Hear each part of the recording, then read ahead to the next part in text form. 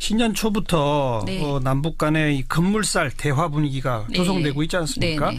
이런 급격한 변화에 대해서 언론들이 어떻게 보도하는지 이거 네. 꼭 우리가 비교 분석해봐야 되거든요. 예. 그거 한번 해봅시다. 자, 1월 1일부터 3일까지 방송사 저녁 종합뉴스 보도량을 봤습니다. 네. 3일간 최소 12건에서 최대 23건을 관련 보도를 내놨더라고요. 예, 그런데 제가 말씀드린 보도 건수는 북한의 참가 여부와 무관하게 평창올림픽을 다룬 것은 제외한 것이고요. 네. 북한 남북 대화와 그 북한이 평창올림픽에 참여한다 등의 내용을 포함한 그렇죠. 것만 카운팅을 했습니다. 예. KBS가 12건으로 가장 적었고요. 3일 동안 SBS가 23건으로 가장 많았습니다. 예. 특히 관련 보도는 1일부터 3일까지 KBS, MBC, SBS, JTBC, 채널A가 톱보도로 배치되었습니다. 톱보도 될 만하죠. 예, 그런데 TV조선은 남다르게 1일과 3일에 다른 내용을 톱보도로 내놨습니다. 이렇게 남북관계 내용이 톱보도가 아닌 방송사는 TV조선 이외에는 MBN뿐이었는데요. 네. MBN은 새해 첫날 황금 개띠 스케치 보도를 내놓고 바로 이제 남북대화 관련 보도를 전했고요.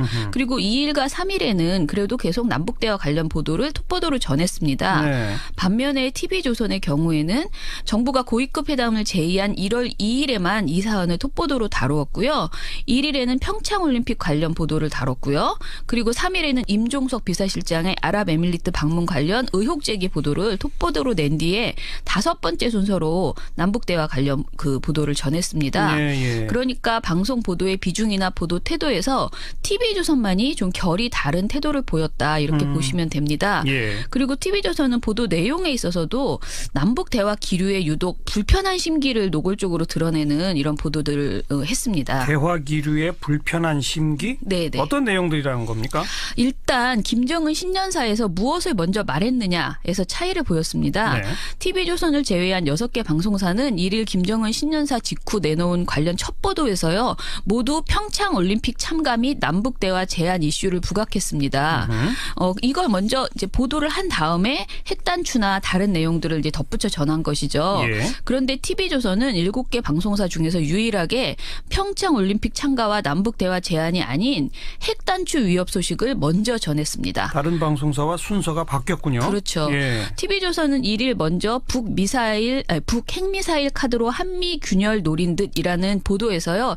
핵단추 이야기부터 합니다. 예. 신노국 앵커는 이렇게 말합니다. 우리 앞에 놓인 현실은 만만치 않다는 설명을 먼저 한 뒤에 이런 복잡한 상황에서 북한 김정은이 오늘 신년사를 통해 내 책상 위에 핵단추가 있다고 밝혔습니다. 네. 아울러 평창올림픽 참가와 남북대화 가능성도 동시에 언급했는데요라고 앵커 발언을 했어요. 예. 그런데 이 보도의 리포트에서는요. 전혀 평창올림픽 관련된 그 북한이 이제 대표단을 파견할 용의가 있다는 내용을 설명하지 않습니다. 그냥 핵단추 얘기만 쭉 리포트에서는 네네. 주로 들어갔다? 예, 이렇게 예. 첫 보도에서 평창올림픽 대표단 파견을 기자가 언급하지 않은 방송사는 TV조선이 유일했다. 네. 이렇게 보시면 되겠습니다. 이 소식을 전면에 내세운 것은 이어지는 1일 5번째 보도에서나 나왔고요. 예. 이 보도에서조차도 제목이 평창 대표단 파견 한미 군사훈련 중단이었는데요. 아하. 보도에서 김정은은 2015년 신년사에서도 남북대화를 제안했지만 서부전선에 포격을 가했습니다.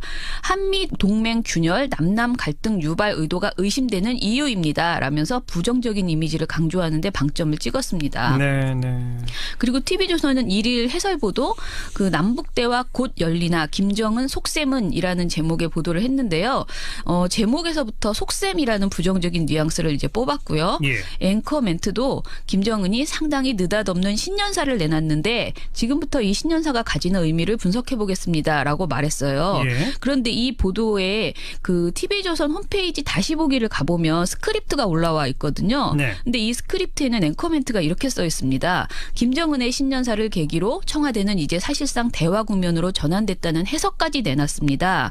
평창올림픽을 매개로 한 대화가 본격화되는 걸까요? 라고 비교적 무난한 앵커 멘트를 이렇게 올려놨더라고요. 원고상으로는 스크립트상에는 그렇게 돼 있는데 네. 실제는 그렇게 그렇게 안 했다는 거죠. 예, 실제로 이제 앵커가 발언할 때는 상당히 느닷없는 신년사를 내놨는데라고 말을 한 것이죠. 예. 이게 뭐 어떻게 된 것인지는 알 수 없지만 상당히 감정적인 표현을 했다라고 보여지고요.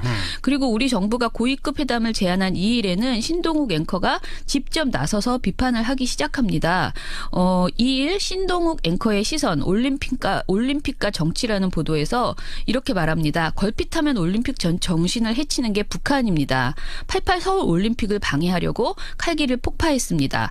서울 월드컵 때는 연평해전을 일으켰고 광저우 아시안게임 때는 연평도를 포격했습니다. 등 과거 상황을 쭉 이야기를 합니다. 예. 그리고 북한이 순수한 의미에서 평창에 오겠다고 한다면 더 바랄 게 없을 겁니다. 그런데 어쩌다 보니 북한 김정은이 평창 올림픽 성공의 열쇠를 쥔 것처럼 되어버렸습니다. 이게 올림픽 정신에 부합하는 건지 잘 모르겠습니다라고 지적하는 말을 했습니다. 예. 2일에도 앵커가 클로징 멘트로 일단 대화 분위기가 조성되고 있는 건 합니다만 지금은 흥분을 자제하고 구석에 숨어있는 북한의 노림수를 냉정하게 직시할 때라고 봅니다라고 네. 하며 거제듯 재차 냉정해지기를 요구를 했습니다. 예. 또 3일에도 신 앵커는 클로징 멘트로 아무리 대화가 급하더라도 우리가 절대로 양보해서는 안 될 것까지 대화 테이블에 들고 나가는 우를 범하지 않기를 기대하겠습니다라고 또 이야기를 했어요. 일단 그러니까 뭐 환영이나 이런 표현은 쓰긴 쓰지만 네. 대부분의 멘트는 우려, 걱정이죠. 걱정, 네. 과거의 잘못된 사례 네. 이거로군요. 근데 북한의 숨겨진 의도를 분석하고 전망하는 것은 당연히 필요한 일이죠. 당연한 그런데 일이죠. 한반도 위기가 고조되는 상황에서 이제 처음 남북 대화 가능성이 제기되고 한라인이 복원되었다는 거잖아요. 예. 그렇다면 현 상황의 가치를 그대로 또 높게 평가하는 것도 중요한데 이것에 대해서는 흥분하는 태도라고 표 북한에 대해서 의구심을 전면에 드러내는 것만이 냉철한 태도인 것처럼 예. 이야기하는 것은 좀 동의할 수 없다라고 생각되고요. 예. TV조선을 제외하면 보도가 아닌 별도의 클로징 멘트 등을 통해서 앵커가 이렇게 직접적으로 우려하는 평가를 내놓은 방송사는 SBS 정도였어요. 그런데 SBS는 태도가 완전히 달랐습니다. SBS는 1일 김현우 앵커의 클로징 멘트가 이렇습니다. 분단의 상징인 휴전선이 지나는 강원도에서 지구촌의 평화축제 올림픽이 열리는 건 그 의미가 남다릅니다. 만약 그 축제에 북한이 함께하고 또 그걸 계기로 한반도 긴장이 풀린다면 더 바랄 게 없겠죠. 새해 첫날에 이런 상상이 머지않아 실현이 되기 바랍니다. 였습니다. 거의 기대가 굉장히 가득 차 결이 있네요. 다르죠. 네, 예. 네. 그리고 이 밖에 TV조선은요. 문재인 정부를 상대로 반복적으로 과욕이라는 딱지를 붙이는 표현을 합니다. 2일 제목이 정부 북의 고위급 대화 제안이라는 TV조선 보도에서는요. 과속과 과욕 우려는 있지만 2년 1개월 만에 남북 간 대화가 성사될 것이란 점에서 정부 내 이견이 없어 보입니다라고 멘트를 합니다. 네. 3일에는 23개월 만에 남북 연락 채널 재가동이라는 보도에서 또 이렇게 말합니다. 과속 우려를 감안한 듯 청와대는 북한의 참가가 평창 성공의 성결 요건은 아니라고 했습니다라고 지적을 합니다. 예. 안보 위기 상황에서 한라인조차 구축하지 못했던 비정상적인 상황을 이제 겨우 벗어난 것인데요. 이를 두고 과욕이라고 말하는 것이 언론의 합리적인 표현인지 좀 의문이고요. TV조선의 이런 부정적 표현 사용은 정부의 성과를 폄훼하고 안보 위기를 부추기려는 그런 노력으로만 보일 뿐입니다. 네. TV조선을 제외한 방송사의 경우 대부분 대화 제의 자체를 문제 삼지 않고요. 이어질 회담에서의 의제와 이를 둘러싼 상황 등에 대해서 우려를 표하는 그런 양상을 보였습니다. 이어질 회담의 의지에 그걸 둘러싼 우려는 해야죠. 네네. 그런데 아까 표현이 적절했던 것 같아요. 남북 대화 기류에 불편한 심기를 갖는 곳은 예. TV조선 하나다. 네네. 그 말이군요. 그랬습니다. 네.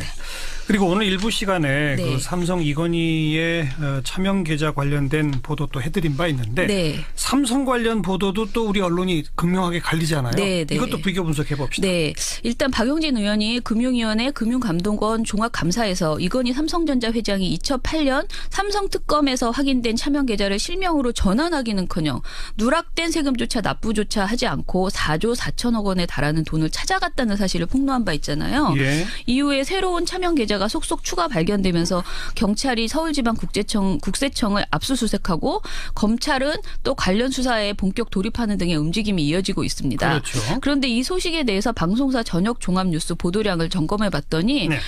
격차가 너무 극심했습니다. 박용진 의원이 의혹을 최초로 제기한 시기가 작년 10월 16일이었습니다. 예. 그때부터 올해 1월 1일 사이에 7개 방송사가 방송 뉴스 또는 온라인 포털에 송고한 모든 보도량을 살펴보았어요. 네. 먼저 저녁 종합 뉴스로 한정하니까 SBS가 14건으로 가장 많았습니다. JTBC가 8건, MBC가 4건으로 그 뒤를 이었고요. KBS는 이 16일부터 1월 1일까지 단 한 건을 보도를 했습니다. 예. 그리고 TV조선, 채널A, MBN은 황당하게도 단 한 건도 보도를 하지 않았습니다. 제로예요? 네. 그러니까 10월 16일부터 올해 1월 1일까지 한 건도 없었습니다. 네. 저녁 종합뉴스가 아닌 다른 방송을 그래서 이제 찾아봤어요. 그랬더니 오히려 그 격차가 더 크게 벌어졌는데요.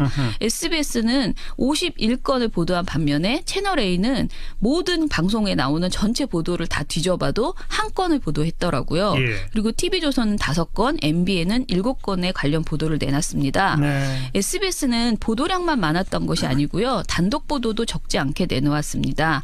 저녁 종합뉴스에서 14건 보도 중에 6건이 SBS 단독이었고요. 이 중 3건은 당일 톱보도로 배치했습니다. JTBC도 작년 12월에 연달아 단독 보도를 내놓았고 이 이슈에 집중하는 모양새를 보이고 있습니다. 특히 JTBC는 7개 방송사 중에서 유일하게 국감장에서 이건희 회장의 차명 계좌 인출 의혹이 제기된 당일날 이 소식을 저녁 종합뉴스에서 전했습니다. 그나마 그러니까 제대로 다룬 건 SBS, JTBC고 네. MBC, KBS는 그냥 조금 다뤘고 네. 종편 3개는 거의 안 다뤘고. 그렇죠. 예. 특히 JTBC를 제외한 종편 3사는 거의 완벽하게 침묵을 유지했다라고 보시면 되는데요. 그나마 내놓은 보도들도 좀 당황스러워요. 일단 저녁 종합뉴스 보도는 아닌데 10월 30일 TV조선 보도를 보면 정치권 압박에 차명계좌 과세 다시 점검이란 보도가 있습니다. 제목이 이렇게 돼 있어요? 네. 근데 정치권 압박으로 본다. 그렇죠. 차명계좌가 그야말로 정치 공방 과정에서 나온 자본 수준으로 격하하려는 태도를 보인 거죠. 네. 제목부터 정치권 압박이었고요. 내용에서도 기자가 4조 4천억 원을 이 회장이 세금을 제대로 안 내고 찾아갔다는 것이 정치권 일부에서의 문제 제기입니다. 라고 말해요. 그러니까 딱 그냥 트집 정도로 규정한 거죠. 그리고 이런 보도도 있습니다. TV조선 라이브라는 이 시각 사이브라는 보도가 있어요. 근데 예. 이 보도가 사건 사고를 모아서 이제 전하는 유형의 보도더라고요. 근데 12월 8일에 이 시각 사이브에서 기자가 이건희 회장의 차명 계좌 여럿을 확인하고 관련 자료를 확보하기 위해 압수수색을 벌였다고 밝혔습니다라고 멘트를 했어요. 네. 그런데 TV조선 홈페이지에서 다시 보기 스크립트를 보면요. 어이없게도 이 이건희 회장이라는 글자가 지워져 있습니다. 그래요? 이렇게 되면은 이건희라는 이름을 검색을 해도요. 포털에서 검색이 되지가 않고요. 그렇다 보니까 굉장히 이 보도를 저희가 찾아내는데 어려웠죠. 네. 그러니 참 이게 왜 이렇게 됐을까? 단순 실수였을까? 이런 의혹이 되는 찜찜한 부분이었습니다. 예. 게다가 TV조선은 이 기간 동안에 이건희 회장이 여전히 살아있다는 내용의 보도를 저녁 종합뉴스에서 반복해서 내놓았습니다. 이게 무슨 새로운 소식이라고 뉴스에. 그러니까요. 그러니까 TV조선은 이건희 회장의 차명 계좌 문제보다는 이건희 회장이 휠체어에 앉아서 TV를 보는지 여부가 더 중요하다라고 보도를 한 것이죠. 예. 채널A도 저녁 종합뉴스에 나간 보도가 아닌 보도들이 있었는데요. 이 보도에서 10월 30일 뉴스A 라이브라는 보도인데 이거는 아예 제목이 아찔한 역주행 방지 장치 없나라고 다른 엉뚱한 제목이 적혀 있고 예. 9가지 이슈 중에서 이건희 차명 계좌 소식을 8번째 이슈로 아주 단순하게 간단하게 전한 보도였습니다. 그것도 그럼 아찔한 역주행이라고 보는 거예요? 아니요. 이거는 역주행 관련 보도가 그 속에 하나 있어서 그걸 제목으로 뽑고 이건희 차명 계좌 소식은 8번째에서 그냥 딱 한 번 언급한 그냥 거죠. 슬쩍 묻어 들어간 보도. 네. 예. 그리고 MBN도 상황을 단순 전달하는 부실한 온라인 기사 한 건만 있었을 뿐이었습니다. 예. 예. 이것도 좀 눈여겨볼 게 MBC가 경영진이 바뀌고 뭐 이렇게 된 게 네. 그 중간 아닙니까? 네네네. 바뀌기 전과 후의 보도에 차이가 있나요? 네, 차이가 있습니다. 그래요? MBC는 지난해 12월 26일에 그 개편을 했잖아요. 근데 예. 정상화 이전에는 삼성 관련된 보도가 한마디로 그 당국 관계자의 발언을 따옴표로 받아 쓰는 수준에 그쳤습니다. 예. 임시 체제에 들어선 직후 내놓은 뉴스투데이에서 단신인데요.